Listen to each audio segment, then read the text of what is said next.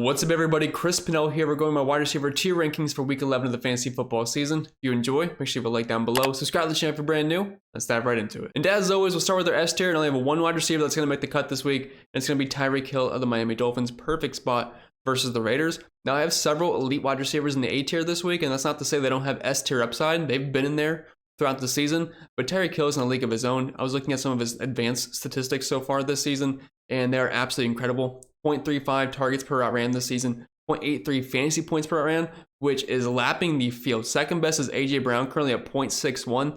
So while it's not quite double, it's over 20 points higher.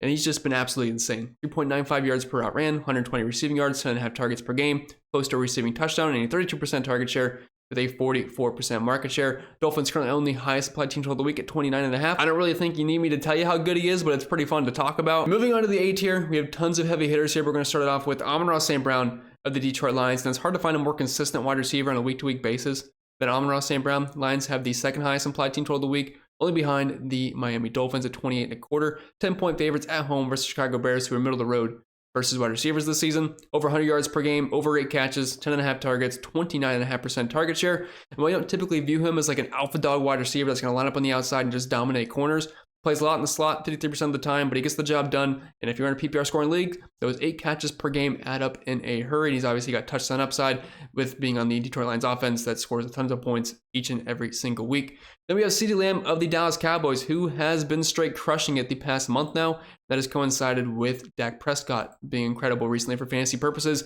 But if we look at the previous 3 weeks versus the Rams, Eagles, and New York Giants, 14, 16, 14 targets, 11, 11, 12 receptions, 151, 191, and 158 receiving yards, and 3 touchdowns in that span. Good for 44, 32, and 42 fantasy points, depending on your scoring. But he has been crushing it this season. It was kind of a slower start for the passing attack in Dallas, but they have definitely found their groove. 26-point implied team total on the road versus Carolina, 10.5-point favorites.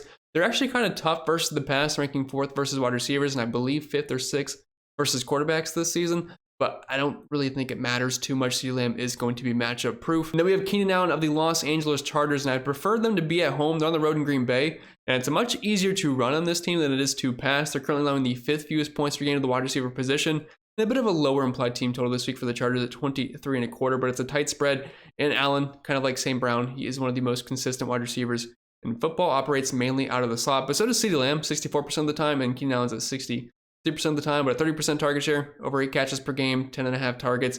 He's basically Amon-Ra St. Brown, but over in Los Angeles. Now, he is dealing with a shoulder injury. It's the assumption that he's going to be good to go. So if that's the case, well, you got to fire him up as an elite level wide receiver. If he happens to miss, that is a massive, massive upgrade for guys like Quentin Johnston and Jalen Guyton. I guess even the tight ends in that offense as well, and Austin Eckler.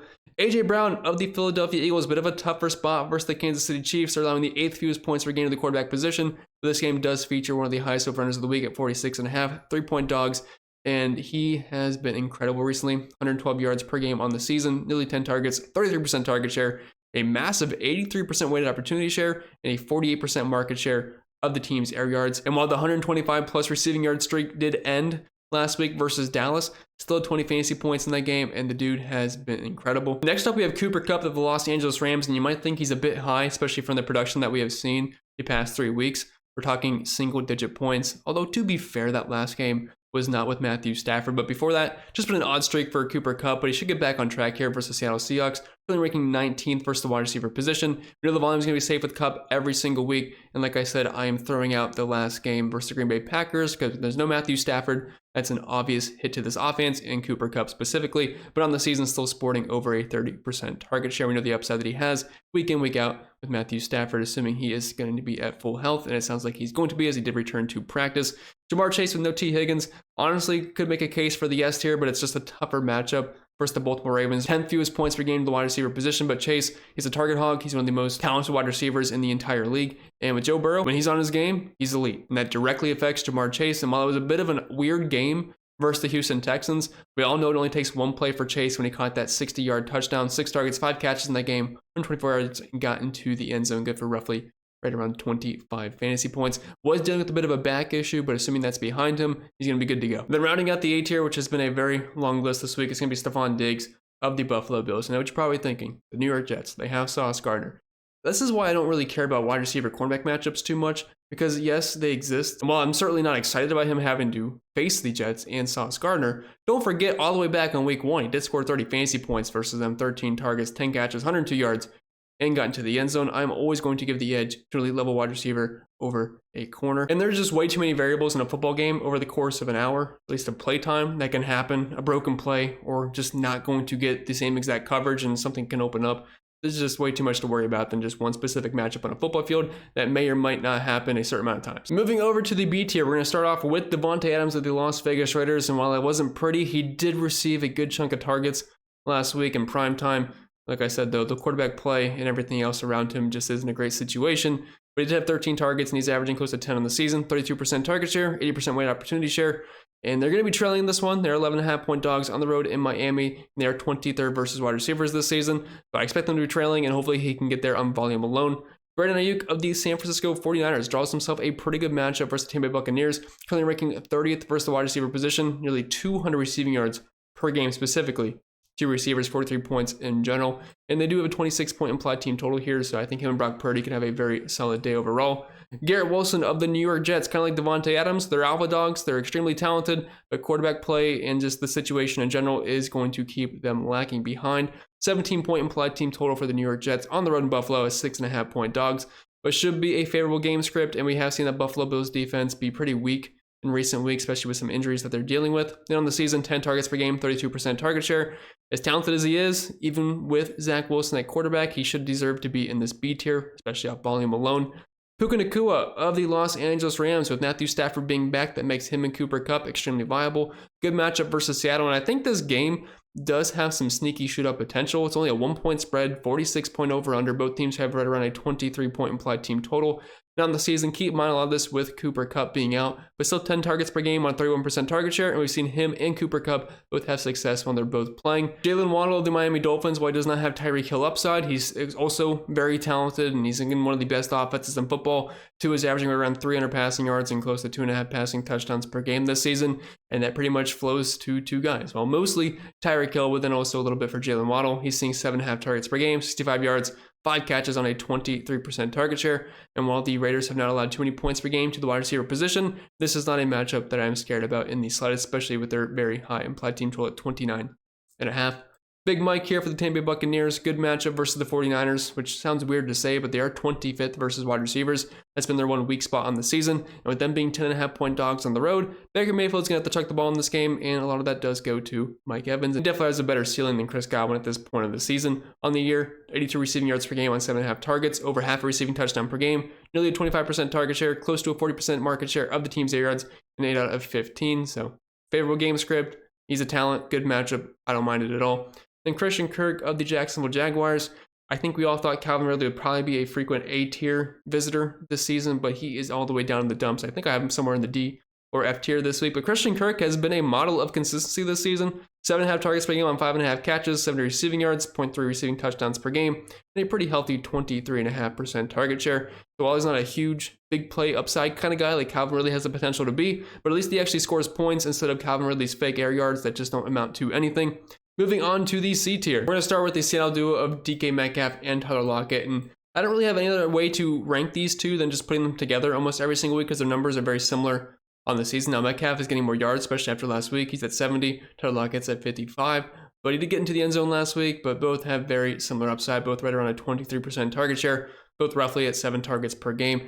Lockett has been scoring more touchdowns, but I do prefer the upside with Metcalf just a little bit higher, with his 8 out of 15.1 compared to 12.6 for Lockett, and a 41.5% market share of the team's air yards compared to 35% for Tyler Lockett. But we're splitting hairs here. Good matchup versus the Rams, though. Their pass defense obviously isn't too great. And like I said, I do think this game has some sneaky shootout potential. And then in similar fashion, I'm going to pair the Texans wide receivers of Nico Collins and Tank Dell together. Now, Nico did miss last week, so that was obviously a bump for guys like Tank Dell and Noah Brown, who did not practice today as well, which is a bit interesting, but it's one day, so I'm not going to put too much into it. But Nico Collins, I believe, did return, so assuming he's going to be back, both these guys will have a role in this offense. And we know CJ Stroud will certainly feed both, and he'll pretty much feed anybody in this offense. He's been going off the past 2 weeks. We get another great matchup here versus Arizona Cardinals, who are getting shredded defensively. And they're currently 18th versus wide receivers this season. 26-point implied team total here for the Houston Texans. Then we got Deebo Samuel of 49ers. I prefer Ayuk in this offense, but we know Samuel does present rushing upside as well. It can be used all over the field. He's a stud, and like I said, great matchup earlier versus the Tampa Bay Buccaneers as a wide receiver. So it should be a pretty easy week for the 49ers offense. Devontae Smith of the Philadelphia Eagles. Obviously, A.J. Brown is the number one in this offense, but Smith has enough upside to at least be in the C tier, I think, in this offense. And I'm not going to say it's a great matchup by any means. They're allowing the 8th fewest points per game to the wide receiver position against the Chiefs, but he's still receiving 6.5 targets per game, half a receiving touchdown, and 21% target share, 8 out of 13. And Jalen Hurts has looked great this year, so you at least need to be fantasy viable at this point. Adam Thielen of the Carolina Panthers. It feels like this is the lowest we have had him in a long time, maybe since the very beginning of the season. But a pretty tough matchup versus the Cowboys. They're allowing the 2nd fewest points per game to the position, but he is getting a ton of volume, so he's still going to be fantasy relevant. And with them being 10.5-point dogs, they're going to be throwing the football, so it should be another double-digit target week for Adam Thielen. I just don't think the upside is going to be crazy. 28% target share, half a receiving touchdown per game, 9.4 targets, and 7.5 catches, 72 receiving yards. If he just hit his averages, I'll be pretty happy with it. Terry McLaurin of the Commanders. Sam Howell has been playing great football, and it's a pretty soft matchup versus the New York Giants. They just got shredded by CeeDee Lamb, and I'm not saying Terry McLaurin CeeDee Lamb, but McLaurin's pretty talented in his own right. 23% target share on the season, nearly 8 targets per game, and they currently rank 29th versus wide receivers. Then we have DJ Moore and DeAndre Hopkins. Obviously, quarterback play is going to be holding them back a little bit. Hopkins gets Will Levis, and very disappointing week last weekend. I loved him versus the Tampa Bay Buccaneers, who've been awful versus receivers, but Levis just got sacked a ton, and they just didn't really put up much of a fight, so really a down week, but another good spot versus the Jaguars. And on the season, 16.3 ADOT for DeAndre Hopkins at a 27% target share, and they're currently ranked 20th versus the position. And for DJ Moore, Detroit is also 20th versus wide receivers. Looks like Justin Fields is going to be back, and we've seen him have some big upside with Fields at quarterback. He's not the best thrower in the world, but at least he can get him the football. And really quick, yes, I just realized I put Chris Godwin's face in there for Deebo Samuel, but to be fair, they look somewhat similar, and the red jersey threw me off, but it's switched now, so if you want to clown me in the comments, you can do it. But it would not be a video if I didn't mess up one of the pictures. But let's move on to the D tier here. We're going to kick it off with Tyler Boyd of the Cincinnati Bengals. And with no T. Higgins, he pretty much steps into that wide receiver 2 role. Now, the majority of his snaps are going to be played out of the slot, but he's going to be a nice safety valve here for Joe Burrow. 12 targets last week, 8 catches, over 100 yards, and did not get into the end zone, although I didn't watch the entire Bengals game, but I guess he dropped a touchdown near the end of the game, so that's unfortunate. Would have had a massive day, but should be a nice safety valve here for Joe Burrow. And tough matchup, like I said, but I mean, the targets are still going to be there from one of the best quarterbacks in the league. And in the same game on the opposite side, we have Zay Flowers, who I would say is a pretty exciting young wide receiver, 6.5 targets per game, 25.5% target share, but the touchdowns have just not been there at all. This season, we're talking 0.1 per game, which I believe is just one of the season, if I remember correctly. Bengals are 17th versus wide receivers. We just saw them get absolutely shredded by Tank Dell and Noah Brown last week, so that's at least some upside here. For Zay Flowers, definitely an easier matchup than it is for Tyler Boyd. Marquise Brown of the Arizona Cardinals. Kyler Murray returned, and while it wasn't a great game for Marquise Brown, it's still an upgrade for this offense overall. And on the season, nearly 8 targets per game, 27% target share, and a 40% market share of the team's areas. And this game does feature one of the highest over-unders on the week at 47.5. It's a 4.5-point spread. They're on the road in Houston. Don't really have any concerns with Marquise Brown. It's not like we're playing him as a stud, but as a flex play this week, I think he is pretty solid. Then we have the actual Chris Godwin. While the targets are there, he just does not have the same kind of upside that Mike Evans has on a week-to-week basis. On the season, only an 8 out of 10.3 compared to 15 for Mike Evans. Just not really getting to the end zone. Still seeing 7 targets per game and 60 yards, which is great, but that does put him pretty far down the list, especially with the 15.5-point implied team total, because those touchdowns are going to matter. And while touchdowns are a bit fluky, I think it's definitely projectable to have Mike Evans scoring more often than not than Chris Godwin at this point. But like I said, it's a pretty good matchup versus that 49ers pass D that's been pretty leaky versus receivers this season. The running of the D tier, we have Calvin Ridley and Courtland Sutton. And Calvin Ridley, we know the talent is there. Maybe not as much as we thought. I was watching some game film that people posted on Twitter of the last game for Calvin Ridley, and it just was not the greatest routes I've seen and just not really getting open.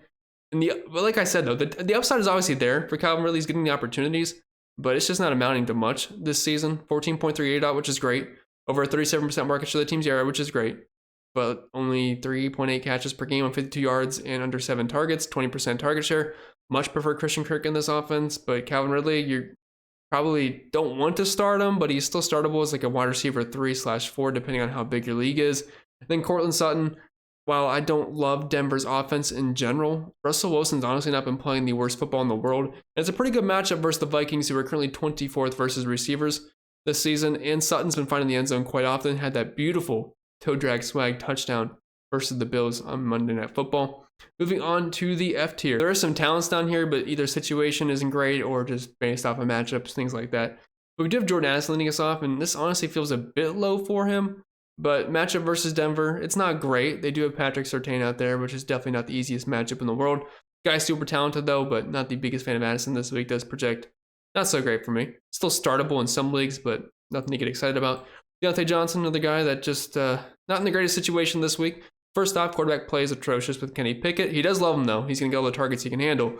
But this matchup versus Cleveland, about as bad as it gets. They're allowing the third fewest points per game to the wide receiver position.